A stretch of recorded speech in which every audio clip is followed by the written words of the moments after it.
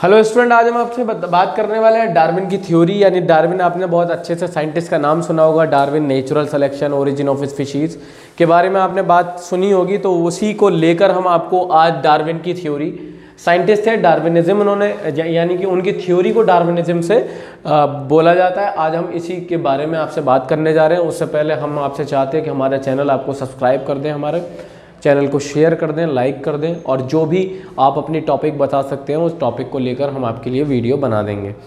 ठीक है। इंपॉर्टेंट बात यह है कि ये नीट के प्रोस्पेक्टिव से बहुत ज़्यादा इंपॉर्टेंट है। ज़्यादा क्वेश्चंस आते हैं डार्विन की थ्योरी से। नीट की वीडियो डाल रहे हैं हम series by series, evolution series चल रही है। इवोल्यूशन में डार्विनिज्म आज हम पढ़ाने जा रहे हैं। देखिए, डार्विन जो से साइंटिस्ट थे 1809 में पैदा हुए, 1882 तक ये जिंदा रहे, 1882। डार्विन की इंपॉर्टेंट बात ये है कि ये बहुत अच्छे इवोल्यूशन की दुनिया में बहुत बड़े साइंटिस्ट माने जाते हैं। ये एक नेचुरलिस्ट थे। देखिए, नेचर से मोहब्बत करने वाले लोग, नेचर की स्टडी करने वाले लोग नेचुरलिस्ट कहे जाते हैं। तो ये एक बहुत अच्छे नेचुरलिस्ट थे। दिसंबर 1831 में 1831 में इन्होंने क्या किया, अपने आसपास के जो लोगों की स्टडी की, अपने आसपास के जानवरों की स्टडी की, और इन्होंने ये देखा क्या हमारे जो जानवर हमारे आसपास है, क्या ये दूसरी जगहों पर भी ऐसे जानवर मिलेंगे, या इनसे कुछ और वेरिएशंस या कुछ और हमें एवोल्यूटरी फेस मिलेगा देखने को, यानी कुछ और जानवरों में चेंजेस हमें क्या देखने को मिलेंगे। तो ऐसा हुआ, ये जब उस एक जहाज से गए और दूसरे पानी के जहाज से गए और वहाँ पे जजीरे पे जाके रहने लगे, यानी टापू पे, आयरलैंड पे। आयरलैंड की स्टडी की इन्होंने, और आयरलैंड पे वहाँ तो लोग तो रहते नहीं थे। वहाँ पे इन्होंने बेसिकली क्या देखा, इन्होंने देखा बहुत बड़े बड़े कछुए, बहुत बड़ी बड़ी प्रजाति के बहुत अलग अलग इनको जानवर, या कह सकते हैं आप इंसेक्ट्स, और बहुत सारी चीज़ें देखने को मिली।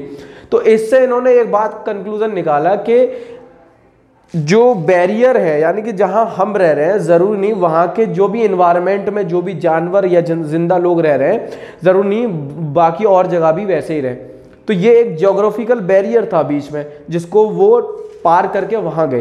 तो इन्होंने जो चीजें बताई, इन्होंने क्या बताया, वही चीजें देखेंगे। देखिए, डार्विन की थ्योरी को डार्विनिज्म कहा जाता है। 1809 में पैदा हुए, 1882 में ये खत्म हो गए, 1882। इंग्लैंड में पैदा हुए, दिसंबर 1831 में HMS बीगल। HMS बीगल जो है इनका जहाज का नाम है। देखिए, बहुत बड़े साइंटिस्ट हैं, तो बहुत बड़े साइंटिस्ट की हर चीज़ पढ़नी पड़ती है। कौन सा जहाज था, कहाँ पैदा हुए, कहाँ ख़त्म हुए, तो ये सारी चीज़ें आपको पढ़नी पड़ेंगी। ये नीट के प्रोस्पेक्टिव से बहुत इंपॉर्टेंट है। देखिए, HMS बीगल नाम का जहाज़ पे ये इन्होंने दौरा किया कम से कम 22 आयरलैंड का। उन आयरलैंड का नाम था गैलापैगोस। ये सवाल हो गया। गैलापैगोस आइलैंड की इन्होंने सैर की, और वहाँ पर इन्होंने किया क्या। देखिए, 1831 से लेकर 1836 तक ये रहे हैं। तो अक्टूबर 1836, 1836 का आप डिफरेंस देख लीजिए, 31, 32, 33, 34, 35, 36, तकरीबन से तकरीबन 5 साल के वक्फा, 5 साल का दौरा इन्होंने किया, वहाँ रहे और ख़ुद से स्पीशीज की क्या की, स्टडी की। ओरिजिन ऑफ स्पीशीज इन्होंने 1859 में ओरिजिन ऑफ स्पीशीज एक किताब लिखी, और जिसमें इन्होंने क्या बताया, ही एक्सप्लेन इन्होंने एक्सप्लेन किया थ्योरी ऑफ इवोल्यूशन, किस तरह से इंसानों के अंदर, जानवरों के अंदर और स्पीशीज के अंदर इवोल्यूशन होते हैं। इवोल्यूशन क्या होते हैं, इवोल्यूशन होते हैं चेंजेस, वेरिएशंस। जैसे हम अपने इंसानों की इवोल्यूशन की बात करें, देखिए ह्यूमन इवोल्यूशन पे एक मैंने वीडियो बनाई है, आप जाके देख सकते हैं। यहाँ पे हम थोड़ा बहुत बता देते हैं। पहले के लोग नंगे रहते थे, फिर कपड़े पहनने लगे, यानी क्रैनियल कैपेसिटी, उनकी दिमागी तवाज़ुन बढ़ने लगा। और होमो हैबिलिस, होमो इरेक्टस, क्रो-मैग्नन, निएंडरथैलन, ये क्या है, पहले के लोग अपने लोगों को दफनाते नहीं थे, अब दफनाने लगे। तो यही मॉडर्न मैन आ गया। पहले कच्चा खाते थे, अब पका खाने लगे। तो ये क्या हो रहा है, ये इवोल्यूशन हो रहा है। तो इवोल्यूशन वाले ही फेस इन्होंने बताया, he explain theory of evolution. Evolution को बताया इन्होंने कोरिलेट करके नेचुरल सिलेक्शन से।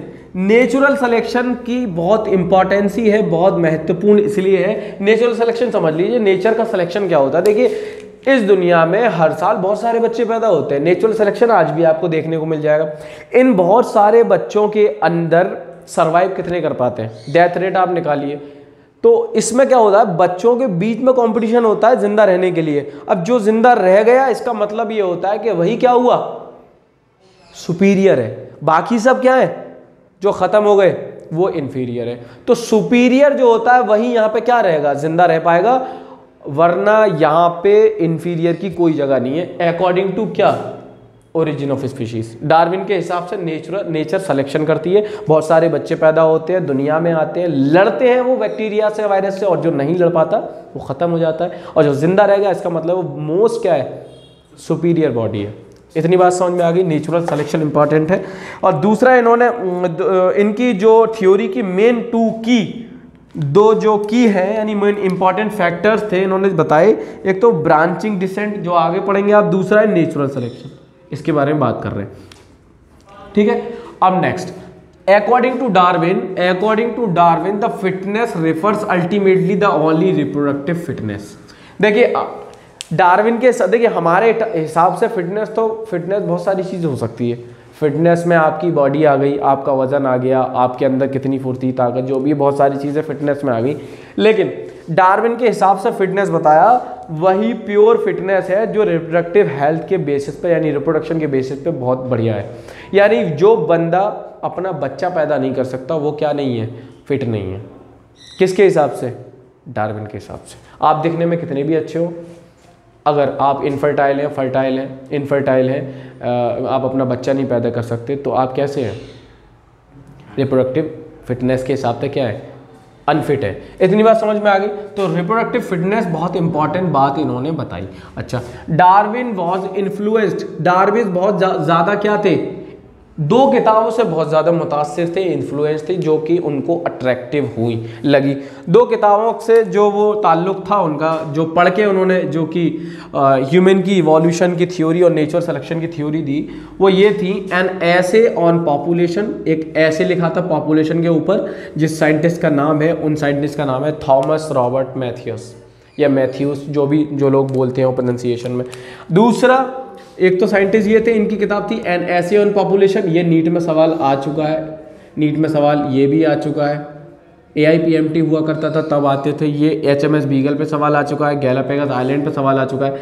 दूसरी किताब जो थी जिससे ये इन्फ्लुएंस थी, दूसरी बुक जो थी प्रिंसिपल ऑफ जियोलॉजी। जियोलॉजी बहुत ही इंपॉर्टेंट ब्रांच होती है, study of earth, rocks, mines, ये सब की स्टडी, यानी अर्थ की बेसिकली ओरिजिन जियोलॉजी बताती है, ठीक है। अब इम्पॉर्टेंट बात यह है कि प्रिंसिपल ऑफ जियोलॉजी, अब जियोलॉजी की ये साइंटिस्ट दो किताब से मुतासिर थे, इन्फ्लुएंस थे। अब ये दोनों किताब आपको पता होनी चाहिए किस राइटर ने लिखी, तो आपको पता होना चाहिए चार्ल्स लेल ने लिखी थी, चार्ल्स लेल। इतनी बात समझ में आ गई। अब एक साइंटिस्ट और थे, इसी स्टडी को इन्होंने आगे बढ़ाया, किसकी स्टडी को, डार्विन की स्टडी को आगे बढ़ाया, उनका नाम था अल्फ्रेड वेलिक। अल्फ्रेड वेलिक एक बहुत अच्छे साइंटिस्ट थे, जो कि वो भी नेचुरलिस्ट थे, नेचर से मोहब्बत करने वाले, नेचर में रिसर्च करने वाले साइंटिस्ट थे। सिमिलर कंक्लूजन निकला, डार्विन की तरह ही इनकी भी रिसर्च में सिमिलर कंक्लूजन निकला कि डार्विन ने बिल्कुल सही बात की नेचुरल सिलेक्शन की बेस पे। तो इन्होंने कहा नेचुरल सिलेक्शन जो होता है वो क्या करता है, सर्वाइवल ऑफ फीटस ही मेन है। नेचुरल सिलेक्शन किसके ऊपर है, डिपेंड, सर्वाइवल फीटस का मतलब जो बच्चा अभी दुनिया में आना है उसके ऊपर डिपेंड है। अब वो दुनिया में वही बच्चा आएगा जो क्या होगा, सुपीरियर होगा। यही बात किसने बोली थी, डार्विन ने। इतनी बात समझ में आ गई। तो इनका मेन फीचर क्या था नेचुरल सिलेक्शन पे, सर्वाइवल ऑफ फीटस, ठीक है। This face was firstly used by Herbert Spencer. जो ये सर्वाइवल फीटस, इनसे पहले सबसे पहले किसने यूज किया था, हर्बर्ट स्पेंसर एक साइंटिस्ट थे उन्होंने, ठीक है। अगर सवाल आया तो यही पूछेगा सबसे पहले सर्वाइवल फीटस नाम का लफ्ज या वर्ड ये किसने यूज किया, ठीक है। दूसरा इंपॉर्टेंट है inheritance of useful of variation, किसने दिया, अल्फ्रेड वेलिक ने दिया। अल्फ्रेड वेलिक ने पहला तो बताया नेचुरल सिलेक्शन, दूसरा बताया इनहेरिटेंस ऑफ यूजफुल वेरिएशन, यानी कि फॉर्मेशन ऑफ स्पीशीज, नई स्पीशीज किस तरह से पैदा होती है, जो यूजफुल होती है वही पैदा होगी। यानी कि ऐसा नहीं होगा कि इवोल्यूशन नेगेटिविटी में चला जाए, पॉजिटिव ही होगा इवोल्यूशन हमेशा, ठीक है। स्ट्रगल ऑफ एग्जिस्टेंस, इन्होंने बताया कि कोई भी स्पीशीज अपने ख़त्म होने से पहले स्ट्रगल करती है, स्ट्रगल नहीं करेगी तो वो क्या हो जाएगी, ख़त्म हो जाएगी। इतनी बात समझ में आ गई। इसके बेस्ट एग्जाम्पल हम आपको बताएं तो ये है विंग्स मॉथ। मॉथ एक क्या है, कीड़ा है जिसके पर है, फ्लाइंग इंसेक्ट के नाम से भी ये मशहूर है। ये कैसे थे, वाइट थे 1850 में, 1920 तक आते आते व्हाइट मॉथ ब्लैक मॉथ में क्या हो गए, यानी कि ब्लैक मॉथ ने व्हाइट मॉथ को भगा दिया वहां से। तो इसका मतलब क्या हुआ, इसका मतलब ये हुआ कि इनमें कंपटीशन हुआ, सर्वाइवल हुई। तो जो कंपटीशन हुआ, सर्वाइव यानी कि जो मोस्ट सुपीरियर था वही रह गया। सो सुपीरियर कौन था, ब्लैक वाला। ब्लैक ने क्या किया, व्हाइट को रिप्लेस कर दिया। तो यही बताया एग्जिस्टेंस के लिए आपको क्या करना पड़ेगा, स्ट्रगल करनी पड़ेगी, स्ट्रगल ऑफ एग्जिस्टेंस। इतनी बात समझ में आ गई। तो ये मेन की फीचर्स इसके हैं, इन किसके हैं, इनके, अल्फ्रेड वेलेक के। अब नेक्स्ट पॉइंट ये है, an interesting observation supporting evolution by natural selection comes from, England में ही तो हुआ ये सर।